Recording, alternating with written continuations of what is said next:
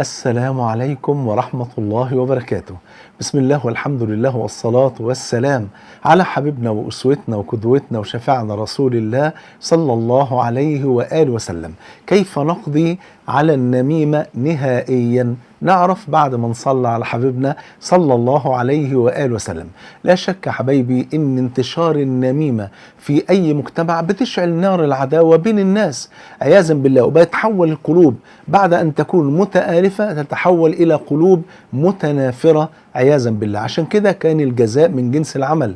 اللي يشعل نار العداوة ما بين الناس يشتعل عليه قبره نارا، عافانا الله وإياكم.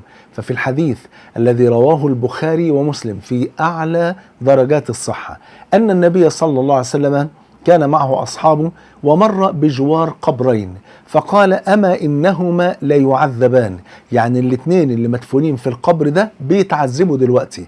وما يعذبان في كبير، بلى إنه كبير.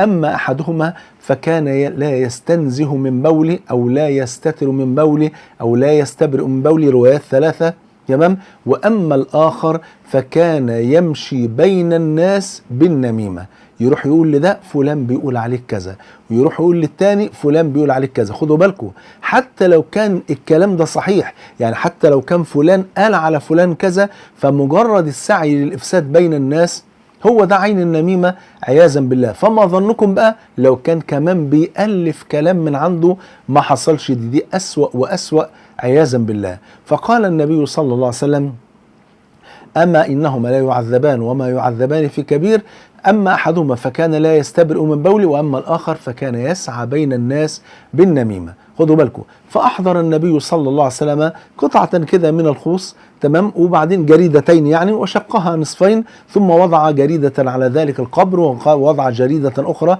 رطبة على القبر الثاني، وقال: لعله يخفف عنهما ما لم ييبسا. وده كانت شفاعة مخصوصة من النبي صلى الله عليه وسلم. إن بعض الناس لما تروح تزور المقابر تقول لك عايزين نجيب الجريد ونحطه على القبر عشان يخفف من عذاب ذلك المدفون. طبعا دي فيها مخالفتين. المخالفة الأولى هو سوء الظن بذلك الميت، لأن احنا ما نعرفش هل هو بيعذب ولا بينعم، إنما النبي صلى الله عليه وسلم كان يعلم لأنه مؤيد بالوحي من السماء. يبقى أنا لما أحط جريدة على قبر حد من قرايبي أنا أسأت الظن به، وكأني أقول أنه يعذب وأنا حطيت الجريدة عشان إيه؟ يخفف عنهم العذاب. الحاجة التانية ان حتى لو كان بيعذب وانا حطيت جريدة على القبر فلن تخفف من عذابي، لان دي كانت حاجة خاصة بالنبي صلى الله عليه وسلم وليست لسائر الامة. واضح كده حبايبي؟ يبقى اذن النميمة من اسباب عذاب القبر، بل من اعظم اسباب عذاب القبر، بل ايضا من اعظم اسباب منع دخول الجنة في مع اول الداخلين. طبعا النمام ليس كافر، ولكنه ارتكب كبيرة ومظلمة عظيمة في حق الناس الذين سعى بينهم بالنميمة، لكنه في النهاية ليس كافرا، يعني هيدخل النار، تمام. لو قدر الله له دخول النار لن يخلد في النار، لأنه لا يخلد في النار موحد، لكنه يمنع من دخول الجنة مع أول الداخلين، كما جاء أيضا في البخاري ومسلم أن النبي صلى الله عليه وسلم قال: لا يدخل الجنة قتات، يعني نمام. طب تعالوا بقى نشوف كيف كان يتعامل سلفنا الصالح مع مشكلة النميمة دي، وكيف كانوا يقضون على النميمة نهائيا. يعني ازاي ان هم يمنعوا النميمة؟ لما يجي واحد يقول لي فلان بيقول عليك كذا، لو انا سمعت له يبقى انا كده بشجعه. وخدوا بالكم، من نم لك نم عليك. اللي يجي يقول لك فلان بيقول عليك وانت تسمع له هيروح لغيرك ويقول له فلان برضه بيقول عليك، وهكذا. فاحنا ايه الاصل؟ ان احنا نصد هؤلاء الناس ونمنعهم من هذه المعصية الكبيرة، عشان لما يلاقوا نفسهم بيتحرجوا في كل مرة يقولوا فيها الكلام ده هيمتنعوا عن النميمة نهائيا.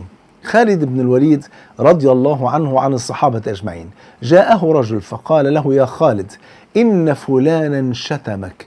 فقال له خالد: تلك صحيفته فليملأها بما يشاء. ما قالوش شتمني ليه، ما قالوش هو قال ايه، ما قالوش وانا كمان هشتمه، لا، مش اخلاق الصحابة رضي الله عنهم وارضاهم. قال له: تلك صحيفته فليملأها بما شاء.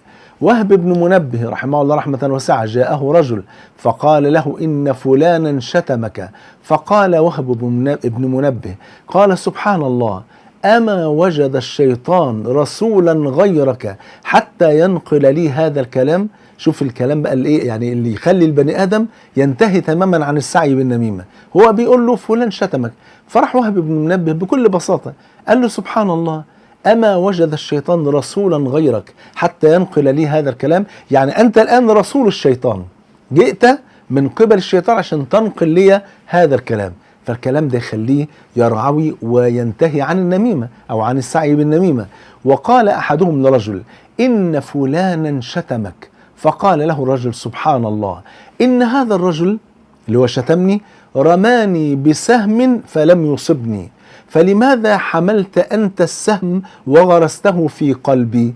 يعني ببلدي كده يعني اللي اغتابني ده تمام أنا ما سمعتوش هو بيغتابني وما تأذيتش من كلامه، فاشمعنى أنت خدت الغيبة اللي هو قالها وجيت عشان تبلغني وتخليها نميمة؟